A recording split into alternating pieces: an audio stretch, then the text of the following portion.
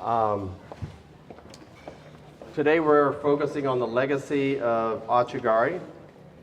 Before we get started, I wanted to mention a few things and acknowledge a few people that have helped make this event possible. First of all, I'm Daniel Novella. I'm the founder of Alevon. I am a practicing corporate and art lawyer at Novela Law. I'm an adjunct professor at the University of Miami School of Law. And I founded Alevon because our mission is to get art out of storage and move it and make it more accessible. And 95% of museum art is stored. We work directly with museums, we work directly with artist estates, we work directly with collectors, and we make that art accessible to buildings, individuals like yourselves, and create a revenue stream for these organizations that really need and make that art something that we can all appreciate a little more. Before I get started, before we start talking, I did want to mention a few thank yous. First of all, I wanted to thank the Moore for hosting us. It's a beautiful space. This is the second time we've been here, and we love it. It's a beautiful space.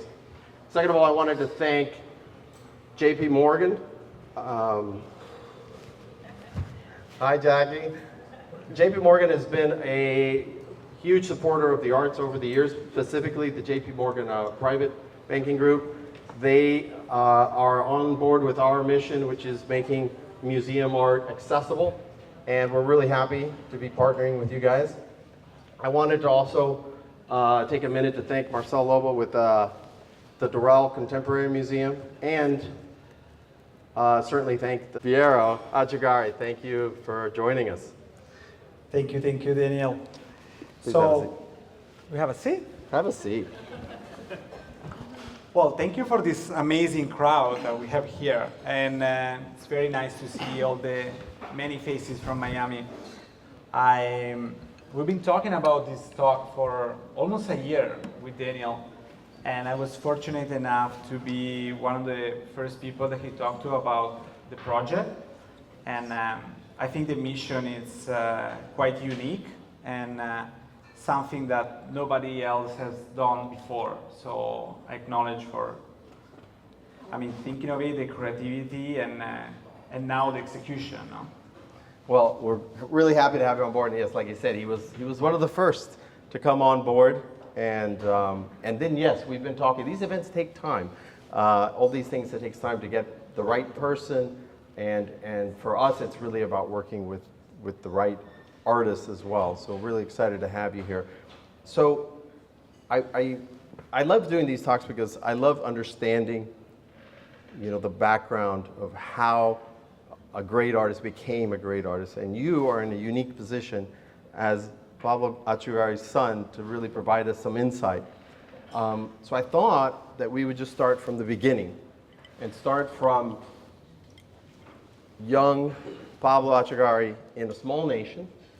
He's from Uruguay.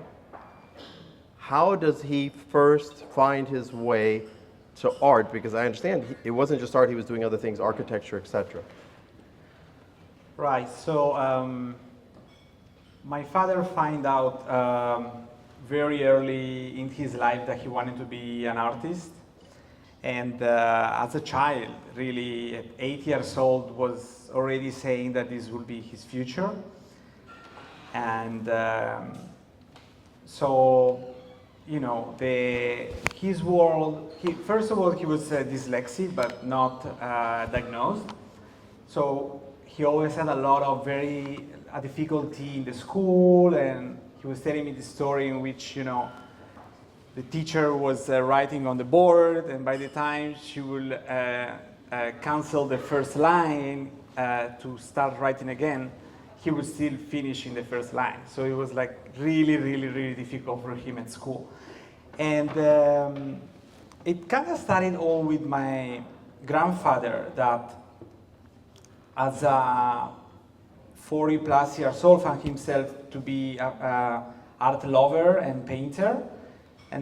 But too late sort of to start art as a career. He had a family, he had 3 kids, and so he would paint in the weekends. And my father would join him in those moments, and those were like very special moments for him to, yeah, be in his world, and it seemed to him that it was something that he has ease to do, and he loved to paint and making art. And he always told me, I don't have memories of my grandfather because he passed when I was very, very young, but I know him through my father's stories. And he said that every time my grandfather was saying to the teachers, it's okay if he doesn't do something right, but please never correct him in the art. So let him do what he's really passionate about. And then basically, you know, long story, I mean, fast forward, he understood that in Uruguay it wasn't really a career path, and this happened every time he was talking with an adult, and adults would say, okay, what do you want to do as a grown-up? And his answer was, I want to be an artist. And the answer from the adult would be, yes, an artist is a hobby, but what do you want to do as a job? And so, you know, his first exhibitions were already almost international. At 18, he was showing in Buenos Aires and in Brazil. And I think he collected, honestly, the most challenging beginning I can ever imagine. So if you want to, you know, it's a conversation. I want to go into that, you know, if you want to. No, but I think it's interesting. No, let's stay with what you're going with. I'm curious though, because most of us, we know him as a sculptor, but you're talking about him being as a painter. So maybe you can talk a little bit about that. Right. So as a sculptor, he really started in 1972. So he was 18. And before then, he was painting towards sculpture. And I mean, for him it was very instinctive, and he didn't really study art until he moved to Europe. So for him, it's always been a very practical education and self-taught path. So yeah, the school became for him really the museums in Europe, and you know, watching the masters and studying Michelangelo's work. And so before then, so at one point in his career, painting used to be, I mean, sculpture is a very difficult medium in general, because you need to have a structure, and you need to have a studio, and you need to have, you know, moving materials are heavy, storage, everything is more complex. So as a start-off artist, he started as a painter because it was easy to transport the canvases, you know, you just roll them and they can travel with you. And, but very early on, he met one of his earliest patrons, which was at the time a priest on Lake Como. And he told him, you paint like a sculptor, and you will see that eventually you will have the necessity to go to the third dimension. And he did. And he did. Yeah. But so, he didn't start with marble, right? What was the first mediums? So the first medium was iron and cement. And those were, you know, concrete were, my grandfather has a construction company, small construction company, so that's sort of material that he had access to. And then when he went to Europe, he became completely fascinated about the work of Michelangelo. And he had this dream to do a work in marble, which marble is also very challenging to work on and very expensive as a medium. And this priest basically commissioned him his first sculpture in marble. Amazing. So he said, why don't you send me a drawing? And at the time my father was between Paris and Italy. And so he made this drawing called La Lumière, which means light in French. And out of the drawing, they started a commission process in which they agree on a price and then time of execution. And this would have been, was he going to Carrara at that time for the marble, or was this before? So that was the, now I have some nuggets. So he never been in Carrara, and he never carved away a sculpture out of a block of marble. Before, so there's two ways to make sculpture, no? You either accumulate material, so, you know, like with concrete or plaster, or you start from a block in a Michelangelo-esque manner, which he was saying, you know, the sculpture is always inside because de facto you are removing material until you show the final sculpture. And so he goes to Carrara, and so the first question that they asked him he was basically allowed to pay on a daily basis to atelier where they carve marble. And so you will arrive there and pay a fee every day, and they will give you, then you will buy the marble and they will give you the material. And so the first question they asked me was, do you have insurance? And he looked himself like, but yeah, sure, I have insurance, you know? And then they asked him, do you ever work on a piece of marble? And so because they seem very, I mean, he clearly looked like he's never been there. He never really approached a piece of marble, and he had no idea where to start off. And he told me that there was this American lady, which was age compared to him, because he was 20-something, 24. And when she saw the way he was handling the chisel and the hammer, she was like, no, mai fare così, no. So he kind of followed her steps, and so in 8 days, he basically carved his first marble sculpture, which was kind of like this size from the table, and then he ran out of funds. So what he did, he was sculpted away, but then for the polishing part, you might have to polish like at least 20, 30 more days. So he grabbed this block of marble. This was in 79, and it was probably 150 pounds. And he brought it to the train with him, all the way from Carrara to a city where then there was a Uruguayan friend of a friend that hosted him for a few days. And from that moment, that person was a photographer. And from that moment, my father arrived kind of at midnight with a train. And the gentleman said, his name was Lucio Fucinelli. He said, well, leave it at the station. Nobody clearly is going to take it, you know? And he said, no, you're kidding me. This is all I ever had, and I spent it here for this block, and I have to give it to the patrons. So basically, he said, okay, I'll wait here. You go back home, and you come back with a mean of transportation. And then there's a very famous picture, which unfortunately I don't have here. I would love to show it. And there is, how do you call it in English? Baby cart?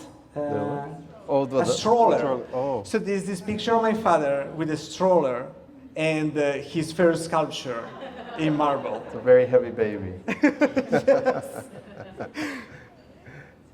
So I think it's interesting to maybe put a little context. So you mentioned a couple of things that I thought were really interesting. One, you were talking about the image or the figure being inside the sculpture, and that's Michelangelo, right? Who said, I don't carve a shape. I bring out the form that is inside.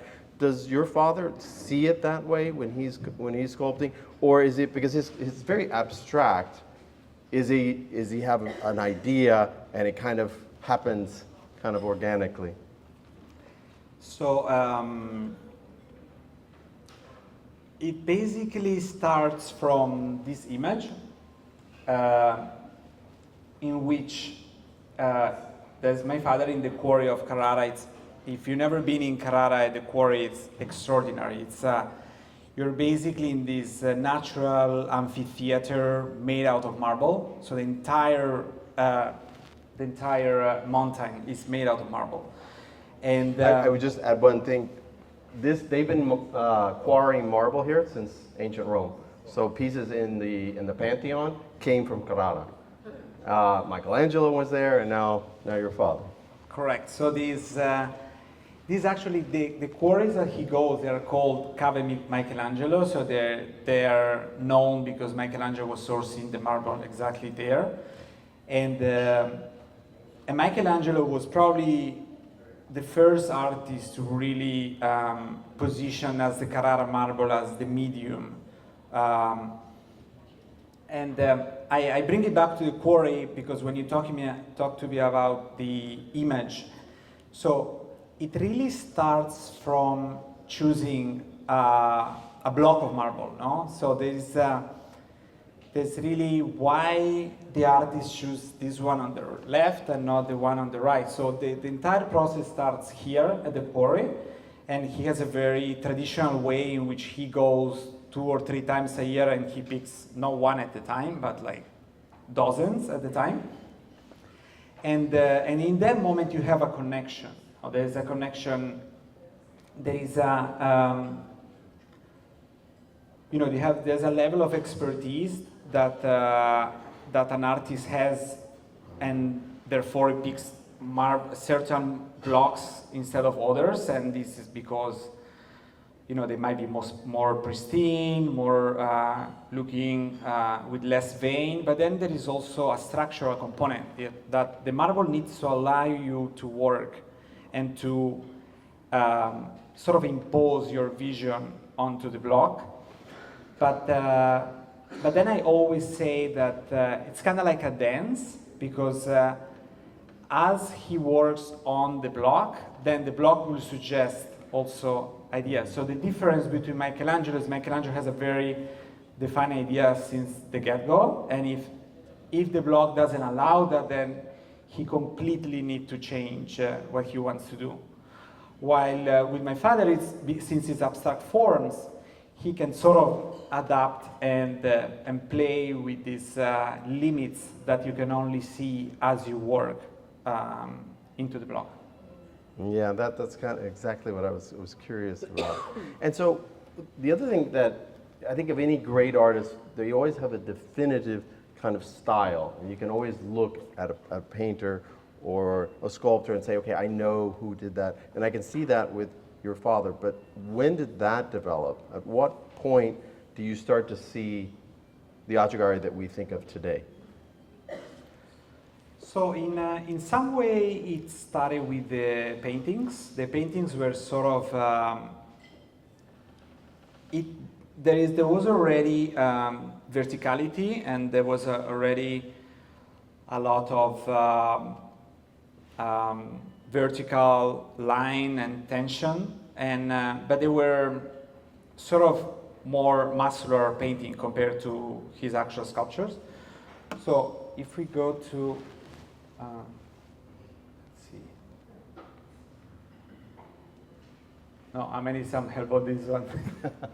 We had Someone's coming. okay. Oh, yeah, I can do it from here too. Huh? No? Maybe. know.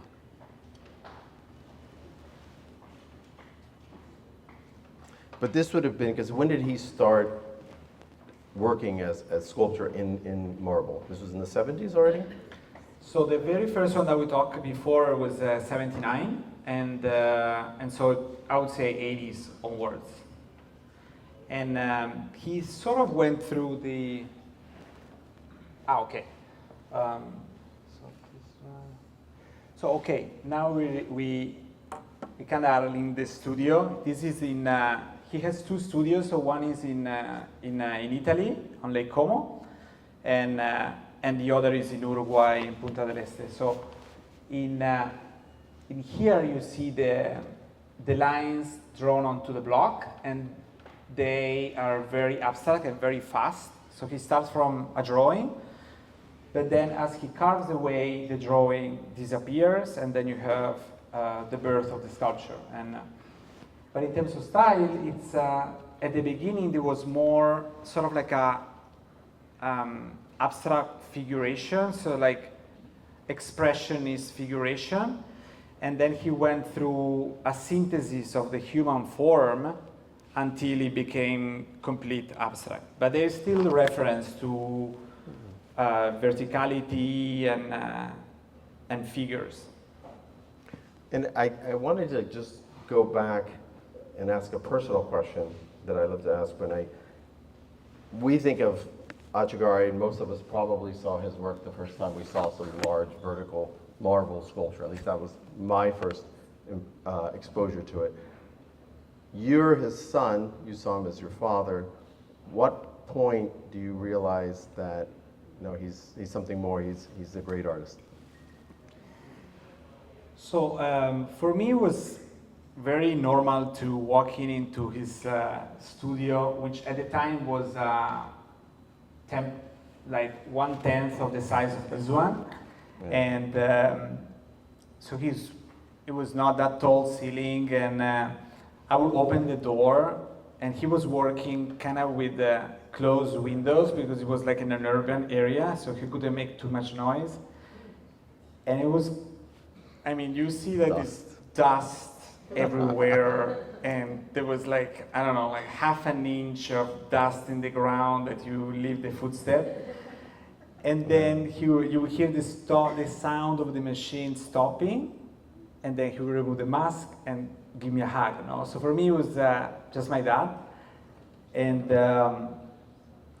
And then I remember the first time I had to sort of talk in front of a crowd. You never get used to talking in front of a crowd, but at the time I was 16, and I was at the Venice Biennale, and he was representing Uruguay there. That's very cool. And I kind of felt, okay, there's something going on here. It's like I see the Vaporettos with his name, ginormous, and there was like in this, we had dinners every day, and so they kind of like, I don't remember a collector that they were all just friends, but he grabbed me and said, okay, say something about your dad. Oh, wow. So I remember saying that I felt very proud of him and to what he has achieved, because, behind the person, there is an enormous amount of work. It's like, I met a lot of people in life, but he's probably one of the people that I saw working non-stop, like 7 days, 12 hours. I saw him doing like enormous sacrifices, and everything for him was, just the determination of, I want to live as an artist. This is my dream, and I don't want to do anything else.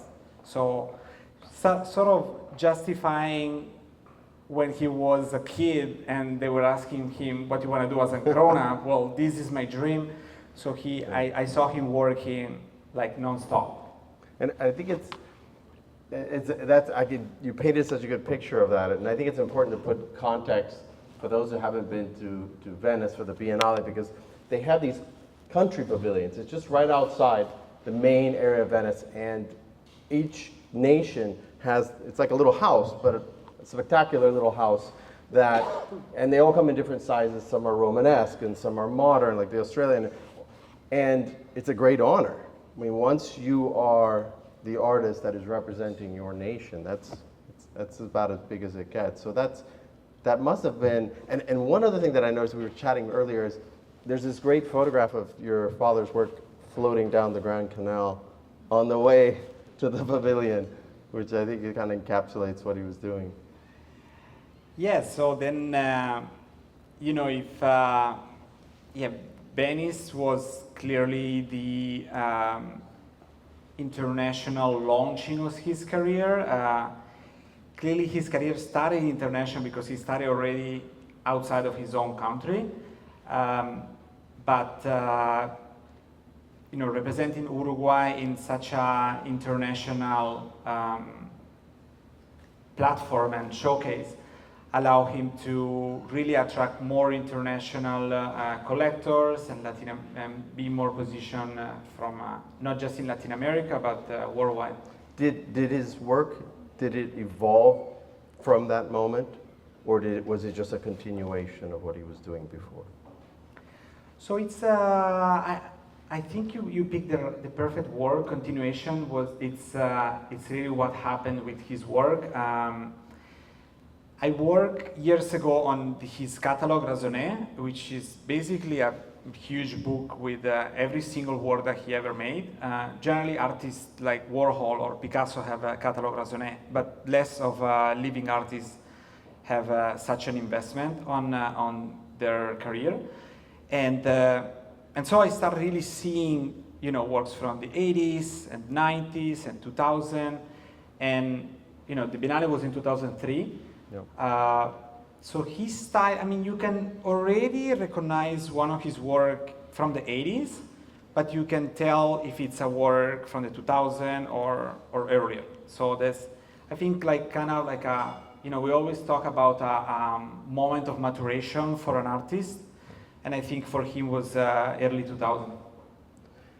I wanted to talk a little bit about what he's doing now, the legacy of Atchugarry, because we have the foundation and we have the museum, Mark.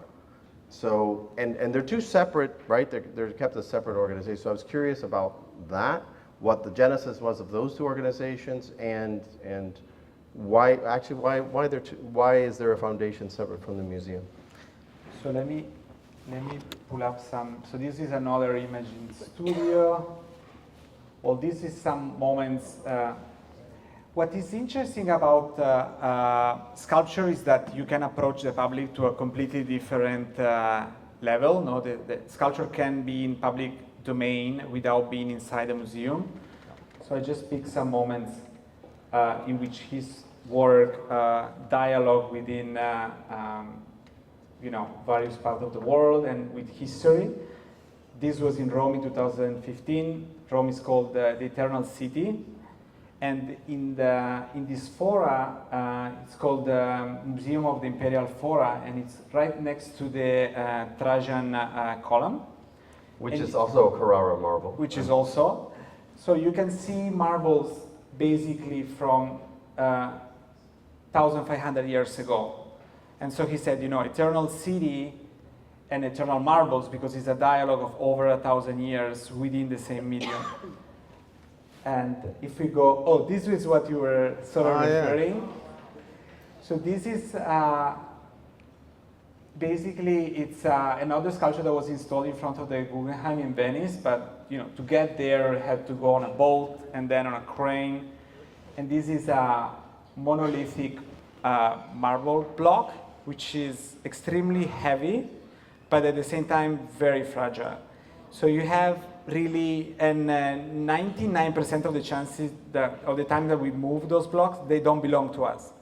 So we have like a huge responsibility, because one moment of,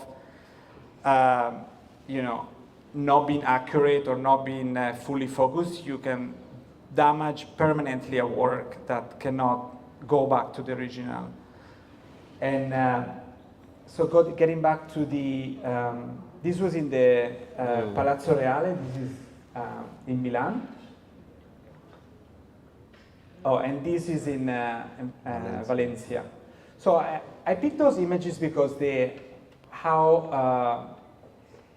you can see how his work is timeless and monumental. So if you really have to think about two words that define his style or himself, is really timeless and monumental. And you can see in the way there is, the dialogue with the palazzo and then with a Calatrava architecture. And but going back to your question about legacy, so this is what I called his biggest artwork, and it's ongoing, and it's a foundation and a museum that he started in 2007. And it started, I wish there's thousands of stories, but his beginnings have been extremely difficult, no? And when I wanted to say, when he did the first show in Brazil, every single work got stuck at customs. So he opened the show with no works. And this was like, okay, you can basically, once you have that, you can basically be like, okay, I'm done. This is not my path. Or you just move forward and you keep going. So, as an artist from Uruguay, in which there is, Uruguay is a 3 million people country, and there's basically zero budget for culture. So, but yet he found his own way. He found a lot of help from a lot of people early on that brought him to where he is today. So he said, my mission now is to create an institution that can help other artists and give them a voice. So that's why he built the museum. And I wanted to shift a little bit about, you have your gallery. You have a space here in Miami, the Piero Atchugarry Gallery. The foundation is next to, or adjacent to the gallery, right, really in the same kind of area. And I'm curious how you've developed your gallery, because you represent both your father, but you also represent other artists, and how that works. Right, so for me it was always kind of second nature. So the same way I see my father being an artist, and there was not in question whether this is a special job or something unique. I think probably since that Biennale in 2003, I dreamed. And basically it's, for me was always like admiration for art and like to be around people. So the two came together. But at the same time, you carry a last name, and it means that you kind of have to know what you're talking about. So even though I wanted to open my own gallery when I was 16, I actually opened it at 26. So I prepare like 10 years moving forward. And it's an absolute joy, and we work primarily with contemporary artists, alive artists, and I think it's so unique the way artists read reality and reinterpret reality through their works. And we work basically from very established artists that are shown at Art Basel to very emerging one in the world. We actually also have a residency program in Uruguay. And we started the residency because I think, the artist is sort of like an antenna, is able to capture what's going on in his own city, society, culture, and then gives it back as an artwork, no? So my question was, what if you recontextualize an artist and you bring him or her from a major capital like New York or Paris or Berlin, and you bring him in the middle of countryside when there's absolute silence, stars, and nobody else.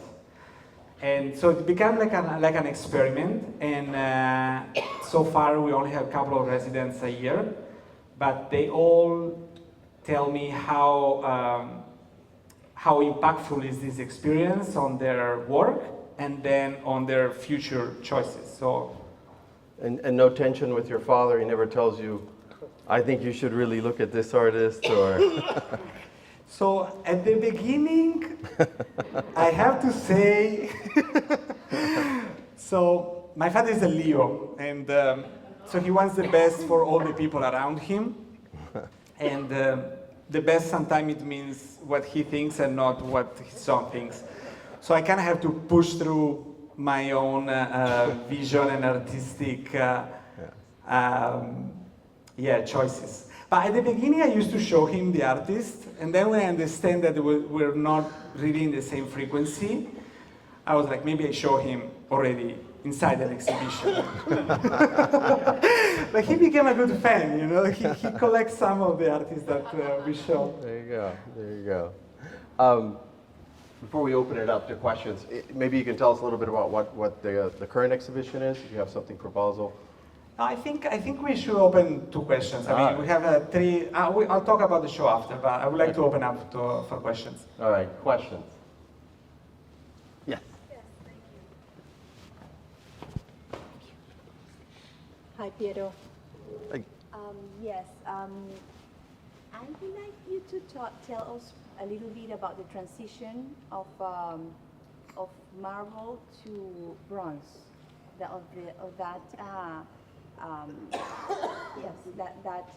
medium that is now. Right. So, so if you think about the bronze, so the bronze he really started working in 2006. So it's already almost 20 years.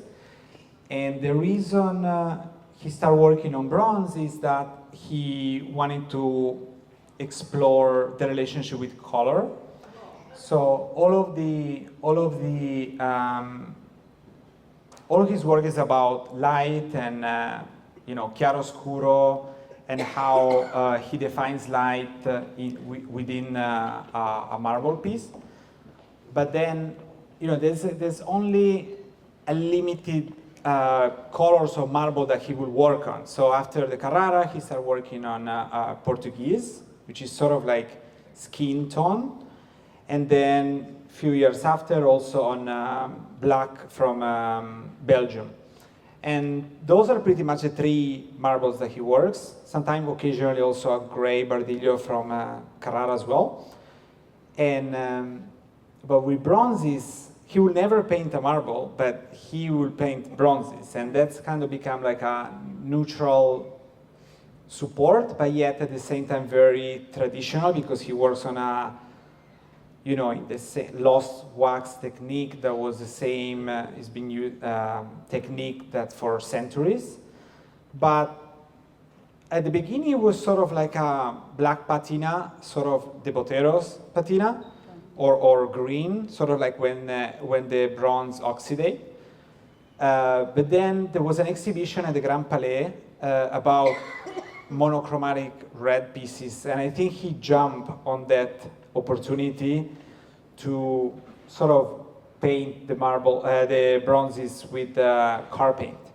And so it became a completely different language, because there's a tension between something very traditional, which is the lost wax casting, to the paint of the car, the century and speed, and also a link to Italianness, no? And one of the bronze painted is available on Alevon. Right? Exactly. Questions?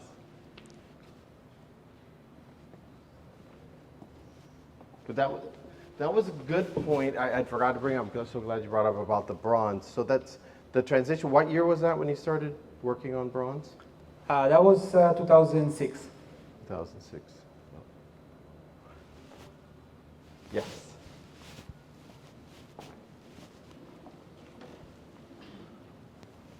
Does your father still go to the quarry in Carrara? He does. So he does. He visits the quarry 2 or 3 times a year, even now. And he gets very anxious when he cannot find the marble that he's looking for.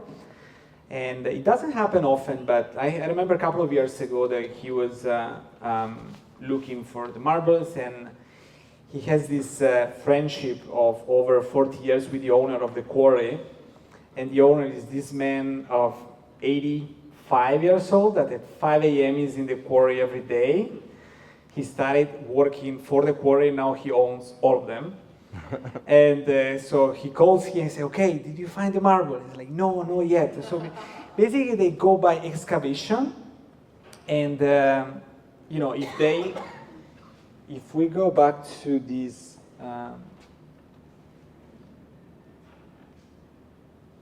so let's say those stripes. In fact, they're more like big stairs, no, big steps.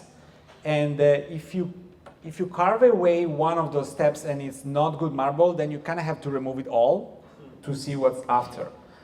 And so they know that perhaps like, no, don't call me, the owner would say, no, don't call me for the next 5 months. Hopefully I have good news for you. And I would add, because I've been there, there's also like crypts that you can go inside that are, you know, it's inside the mountain. And it's as tall as, I don't know, like a 6-story building. And those are like vaults that they've taken marble out. And it's like you're in this massive marble room. It's amazing. Yeah, it's a place. Yes. When you just finished saying, don't call me for 5 months because I'll call you when the other batch comes in, what is it that makes it the marble that is not, is it because it's not workable because there's something in it, or there's a cracks, or is it, what characteristics makes that marble in that section not the perfect scenario for molding, or is it because it could be a little bit more fragile in an area, or what is it? so basically everything that you mentioned. So when you talk about, so this is Carrara marble, but in fact it's called statuary Carrara marble. The statuary from statue, so from being able to work it as a sculpture. And this is kind of like the 2% of the entire quarry.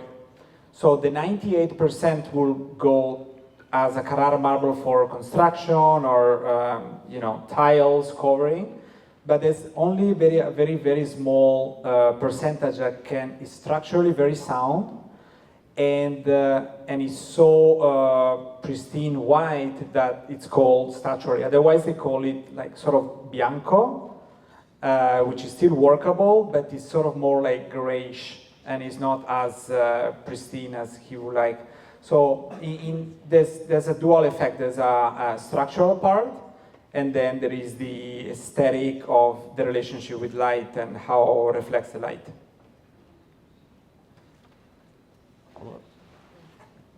When your father or any other artist that does sculptures are ordering a block of marble to work with, so he might have in mind, like you said, I don't know, let's say I'm going to do, 10 pieces for an exhibit. Does he order specific sizes so that they're workable because it's really heavy, or does he order like X amount of blocks that is a huge piece of stone to work with? Like, how do you order stone for what you're trying to design? So basically you can go to a reseller that they will give you already sort of blocks that are already squared, and those are already workable. But let's say the pro will go and buy the biggest block as possible, and then they have it cut it custom made. Because then, it's you have access. I mean, let's say the bigger the block you go, the more within the material, the more you can look for the best, no? So let's say if you order a small piece, it has 10 veins, then that's it, you have them. But if you order a ginormous block, then you can sort of remove them and cut them away. And so it's a process of re-squaring it several times. Yeah. Well, we're working on a deal right now. He sends you the blocks, so you can choose if this is the one. You had a question? Yeah. Hello. Can you share a little bit about your father's work with alabaster or other mediums, and where does the alabaster come from? Wow, so you're very knowledgeable. And so alabaster is, again, one of those material that he worked very rarely. And it's all come from the tradition. So somehow it seems like he's always looking back in history and art history, and then goes forward, or present to forward. And alabaster was used by in Italian it's called Etruscan. Etruscan. Etruscan, yeah. So it's before over 2,000 years ago. It's a very soft material compared to marble, and much more fragile from a structural perspective. And I personally, before 2018, so for most of my life, I only saw him working on 1 or 2 pieces. And then it's only recently that he's working on alabaster more often, but again, we're talking about maybe 2, 3 pieces a year out of all of his works. And it's a much more contained medium because the blocks that arrive are sort of like 4 times this chair. And but from that, he can make a significant smaller sculpture. So he will probably have to give away 75% of the block and only keep the 25 in the center. And they are, again, very different, much more unpredictable than the marble. The marble tends to be like more consistent, especially if you're statuary. But alabaster I saw, with orange veins, with more like greenish, with sort of some very transparent, very few completely pure alabaster. You got a question, Ness? Yeah. I wanted to ask you whether your father's work is essentially in unique pieces rather than multiples, because a lot of sculptors actually do, when you do bronze, you can make multiples of the same thing, but when you're working stone, you kind of you're limited to one piece, or maybe alabaster is the same thing, you're limited to one. And then, sort of, your father thankfully is alive, but, like if you think of artists like Rodin, they continued after his death to make, a number of the pieces that he had done in his lifetime. And that is, something that generates income, that supports the foundation, So is your father's work more unique pieces, or is it also possible to do multiples? So, very, very good question. And so he's very much about, the work is about him and his time. So we address as a, foundation his will in terms of what you're referring to is, they're called posthumous. So Brancusi, Rodin have basically signed the rights for their families or estates to keep produce works after their death. Obviously, they have a different market value. So Brancusi that goes for 20 million, maybe posthumous is 1 million, and. But my father is completely against that, so this is something that all of his work will stay within his lifetime. But it's mostly unique. So in terms of unicity, all the marble pieces or alabaster, so anything in stone, there's only one, because he works, he's a direct carver, so he doesn't use any machine for making the work. So you can actually achieve multiples, more than one piece with a marble if you work with a machine. But if you work directly, you cannot. So there's always going to be a unique piece. And then the bronzes, they are edition of 8, which from an artistic perspective, they're still not called multiples. So when we refer to multiples, you're basically an artist that makes a lithograph or a print or an edition of 50 or 75, 100, 1,000. Those are kind of multiples.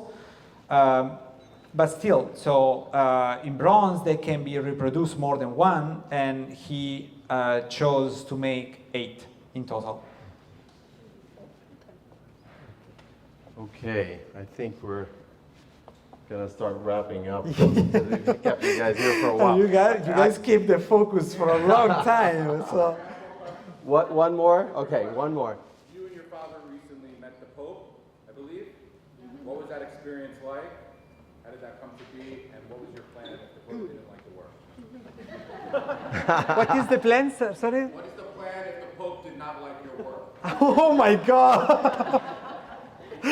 Okay, so interesting. So, okay, I'll try to keep it short, but basically, there's an organization called FEO. It's the Food and Agriculture Organization, and they just opened a new museum in Rome. In occasion of the opening of the FEO, all presidents of all states came to visit, and my father happened to have a piece there, together with the Pistoletto. So they're the only two artists known that have a piece in the FEO. And in that occasion, we find out that the president of Uruguay was visiting, and then they all visit the FEO and then met the new Pope. So, you know, joking, I remember that the ex-president of Argentina, she brought to the previous Pope as a gift one mate. I don't know if you know what is a mate, but it's like a metal jar where you drink the tea. And my father was laughing and said, oh my God, it's like, he's Argentinian, so I don't know why she brought him a mate, you know? And then we find out from the president that he wanted to bring a gift. And it's a long story, but basically, my father was working on a dove, which it's a dove of peace, and it's a figurative sculpture, which is something that he was doing more in the 90s. And he only did this specific work as a, sort of like a testament for peace. And then when he suggested that work get donated to the Pope. And then we went there, and it looks like it's still there, so it's been appreciated until today. We don't know, anything can change. But it's been an honor to meet him personally, and there was a long protocol, and we were in the Vatican and escorted, so we went through the entire, it looked like in a movie. So we had the police driving us in the front and back. We basically went super fast from one side or the other of the city. Wow. And then enter in the Vatican. And obviously we had to leave the phone aside, and then there were the Swiss guards with their traditional vest. And it lasted very short because the president met him for 20 minutes and we met him for 2 minutes. But still very historic moment. All right, beautiful. Okay, just to wrap up then, a couple of things. We have a QR code at the bar that gives you a lot more information about Alevon, our mission in getting art out of museums and making it accessible and other collectible art, including this fine gentleman. So if you want to know more about that, that's there, or you can feel free to ask us. And Piero, can you tell us a little bit about what's coming up during Basel at your gallery? So yeah, we have 3 shows. One is Emil Lucas, which there's actually one artwork of his downstairs. And the first time I see it in person, actually, it looks fantastic. And it's his first solo show with us in Miami, and it's the very first time that all of his last 6 months of work goes to one location. So what he was telling me that sometimes he works in series and make like 5, 6, 7 thread paintings, and they are bored in the studio, but then one goes to New York, one goes in Europe, one goes to San Francisco, and so on. So it's the first time they're all together, and the show looks, I shouldn't say, but it looks really good. And then we have, in the foundation, we have the collection of Elizabeth Margulis, which, we work together. She's a great advisor, and we work together in New York. And I saw part of her collection at the Margulis a few years ago. And so we built this relationship, and we wanted to highlight her voice and also sort of like me, she's also second generation, and what does it mean to be a second generation and having your own artistic vision? And then there is then we're gonna be at Basel with a late artist born in Germany and but raised in Uruguay. Her name is Eva Olivetti, and funny enough, she's the sister-in-law of the artist that we highlight last year at Basel, which was a big success. So I invite you also to the fair. Amazing. Well, thank you all for the attention. I never expected all to for be this coming. long. And thank you, Piero, for coming. Thank you so much for having me.